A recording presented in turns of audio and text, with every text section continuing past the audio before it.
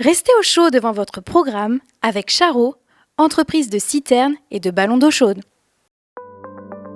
Vendredi 1er avril, à la maison de santé de Villeneuve-l'Archevêque, s'est tenue une démonstration de l'utilisation d'une mallette de téléconsultation en présence d'un médecin. Le dispositif de la télémédecine intègre le pacte santé 2022-2024 du département de l'Yonne. Nous sommes fiers et heureux de pouvoir participer à cette inauguration. C'est la première mallette de télémédecine.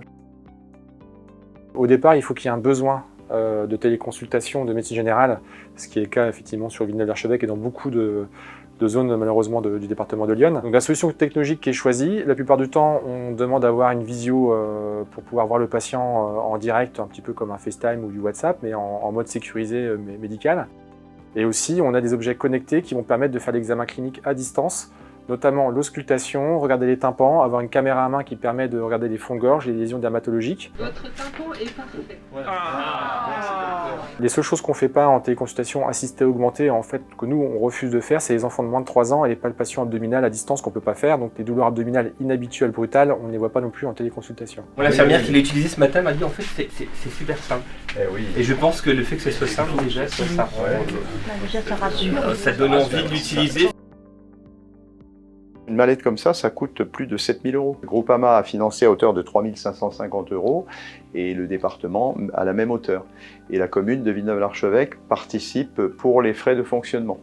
Et on se rend compte que le matériel, c'est pas grand-chose, finalement, c'est toute la structure qui est derrière. À Saint-Dizier, dont vous parliez tout à l'heure, où il y a cette difficulté par manque de médecins et où les infirmières se sont organisées, sont dans un cabinet comme celui-ci et se relaient toute la journée avec un médecin de l'autre côté de la valise, mais qui assure le soin en permanence. L'outil technologique, il y a à peu près 120 constructeurs en France, donc c'est vraiment pas les problématiques, quoi.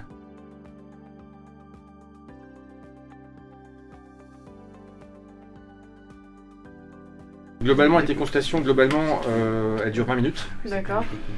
Pendant 10 minutes, l'infirmière prépare le patient, D'accord. prend la tension, la saturation, la température. Et à la 10e minute, en fait, nous, on appelle la salle dans laquelle le patient est et on passe 10 minutes à faire que du médical, en fait. Pour prendre rendez-vous, il vous suffit de contacter la secrétaire médicale de la maison de santé ou bien de prendre contact auprès de votre pharmacien. On envoie systématiquement, quand le médecin traitant est encore présent sur la structure, un courrier par mail sécurisé au médecin pour qu'il soit au courant de la transmission de la pathologie qu'on a vue au cours de cette téléconsultation. Et tout ça, en fait, ça se construit vraiment avec l'écosystème local, avec les infirmiers locaux, avec le médecin local, le pharmacien et bien sûr les élus aussi qui sont là pour porter les projets. Le patient se retrouvait seul face à un écran et devait se débrouiller pour mettre les différents appareils médicaux. Nous avons cherché différents dispositifs et puis avec Jacques Blanchot de Groupama et puis Bernard Chardon du conseil départemental, nous avons fait le déplacement un jour jusqu'à Saint-Dizier. C'était tout ce qu'il y avait derrière, toute l'interface, la présence des médecins, le dispositif avec les infirmières sur place qui était important. Et cette solution avec un professionnel de santé sur place et un médecin à distance était la solution que je voulais. L'utilisation de la télémédecine représente une excellente alternative nécessaire pour pallier au manque de médecins dans le département. Au départ à la retraite de ces médecins, en plus de voir partir les médecins, nous verrions disparaître les cabinets médicaux. Il était important du coup qu'on anticipe et qu'on fasse cette maison de santé pour avoir des cabinets pour pouvoir accueillir de nouveaux médecins.